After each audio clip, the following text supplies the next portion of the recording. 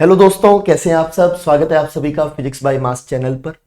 बच्चों, हम regularly एच.सी. Verma sir द्वारा लिखी गई कंसेप्ट ऑफ फिजिक्स की पढ़ाई कर रहे हैं। लाइन बाय लाइन पूरी बुक को हम पढ़ेंगे बेटा, एक एक चीज को अच्छे से समझेंगे। आज बेटा हम chapter 3 rest and motion kinematics, जिसमें हमने काइनेमेटिक्स के बहुत सारे अलग अलग आर्टिकल्स को देखा, जिसमें आपने रेस्ट एंड मोशन को सीखा बेटा कि रेस्ट का मतलब क्या है, मोशन का मतलब क्या है। डिस्टेंस एंड डिस्प्लेसमेंट पर भी हमारी बातचीत हो चुकी है। उम्मीद करता हूं अच्छे से ये सब भी आपने सीख लिया है।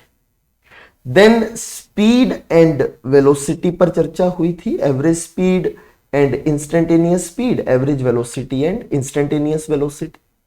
और लास्ट लेक्चर में बेटा हमने एक्सेलरेशन के ऊपर पढ़ाई की थी बेटा।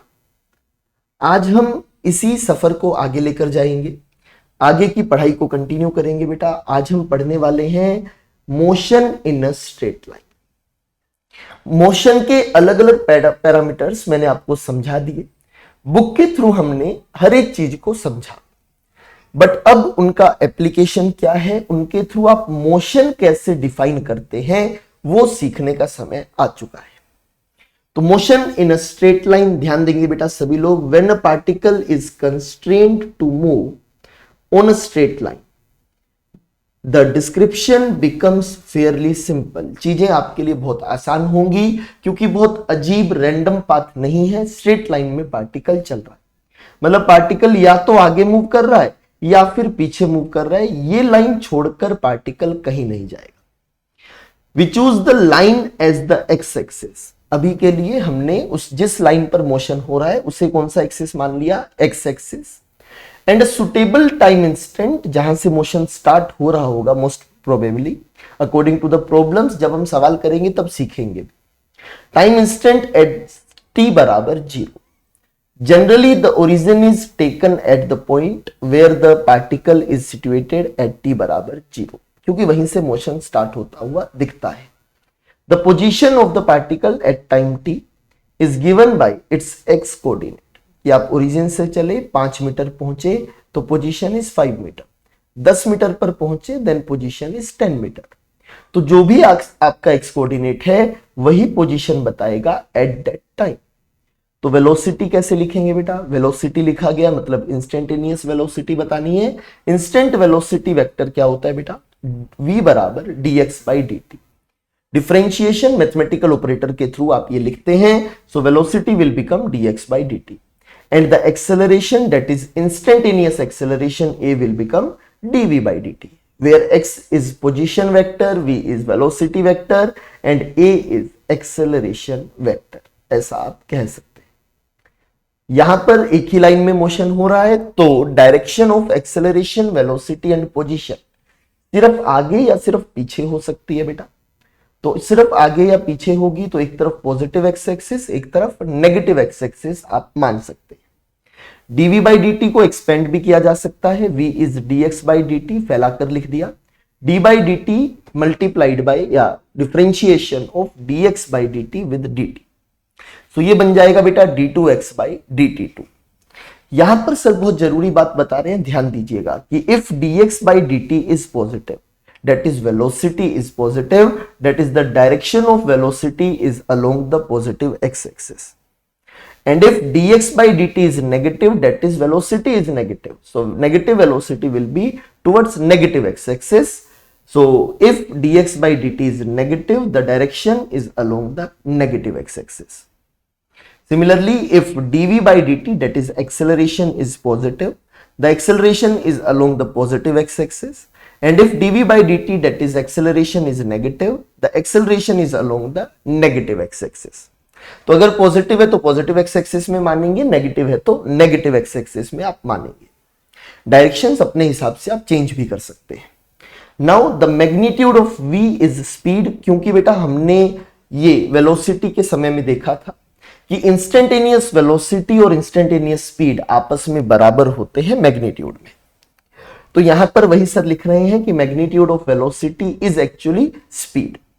अब एक बहुत बढ़िया रिजल्ट, बहुत बढ़िया ऑब्जर्वेशन आपके सामने रख रहे हैं। If the velocity and acceleration are both positive, मतलब एक्सेलरेशन वेलोसिटी दोनों की डायरेक्शन ही आगे है, दोनों की डायरेक्शन आगे है बेटा, इट मींस एक्सेलरेशन अगर पॉजिटिव है, समझा रहा हूं सुनिएगा, और डीवी बाई डी क्या हो गया बेटा, positive. DV by D positive कब होगा, टाइम का चेंज तो पॉजिटिव है ही, dt पॉजिटिव है तो dv को भी क्या होना पड़ेगा, पॉजिटिव। dv क्या है बेटा, v final minus v initial, ये कैसा चाहिए, पॉजिटिव। इसका मतलब आपको v फाइनल बड़ा चाहिए v इनिशियल से। अगर v फाइनल v इनिशियल से बड़ा चाहिए मतलब आपकी स्पीड बढ़ रही है। ऐसा कब, जब वेलोसिटी भी पॉजिटिव है और एक्सेलरेशन भी पॉजिटिव है। सो यहां सर लिखते हैं if the velocity and acceleration are both positive, even both negative होंगे तो भी वैलिड है, the speed increases. If both of them are negative, then also speed increases. But if they have opposite signs, one positive and another negative, the speed decreases. इस पर सवाल आ जाते हैं बेटा, सोचना रहेगा आपको। अगर एक्सेलरेशन वेलोसिटी सेम डायरेक्शन में तो स्पीड अप, अगर एक्सेलरेशन वेलोसिटी ऑपोजिट डायरेक्शन में तो स्पीड डाउन। तो ये ध्यान रखिएगा, एक्सेलरेशन नेगेटिव होना इस बात की गारंटी नहीं है कि डी एक्सेलरेशन हो रहा है या चीजें स्लो हो रही। इसमें दो केस बनते हैं बेटा, अगर वेलोसिटी पॉजिटिव है तो डिक्रीज करेगी, वेलोसिटी नेगेटिव है तो इंक्रीज करेगी। Same sign increase, opposite sign decrease, इस बात को ध्यान रखें। When the speed decreases, we say that the particle is decelerating. Negative acceleration, even negative acceleration भी क्या कहें, एक्सेलरेशन के ऑपोजिट वर्ड के लिए यूज किया जाता है decelerate. So deceleration is equivalent to negative acceleration and acceleration of 2 metre per second towards east is same as the deceleration of 2 metre per second square towards west, कि दोनों की direction आपस में एक दूसरे के ऑपोजिट होगी। कि अगर आपने कहा 2 metre per second square acceleration है तो आप कह सकते हैं 2 मीटर पर सेकेंड स्क्वायर डेसेलरेशन है बट इन ऑपोजिट डायरेक्शन। तो उम्मीद करता हूं बेटा वेलोसिटी एक्सेलरेशन 1D मोशन में, स्ट्रेट लाइन मोशन में आप कैसे निकालेंगे वो आपको मैं क्लियर कर पाया हूं। फिर भी कहीं भी समस्या हो आप कमेंट सेक्शन के थ्रू बता सकते हैं। अभी ये सेक्शन कंप्लीट नहीं हुआ है बट अभी मैं यहां पर आपको डोज जो देना चाहता हूं वो धीरे धीरे देना चाहता हूं ताकि आप लाइन बाय लाइन इन चीजों को समझें, समय दें और अच्छे से ग्रास्प करें, क्योंकि ये पूरी मैकेनिक्स का बेस चल रहा है बेटा।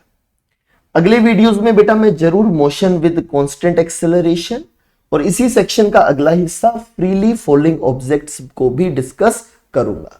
तो अभी के लिए इतना ही बेटा, पढ़ते रहिए, तैयार करते रहिए, फिजिक्स को मोहब्बत अपने आप हो जाएगी। थैंक यू वेरी मच, मुलाकात होगी अगली वीडियो में।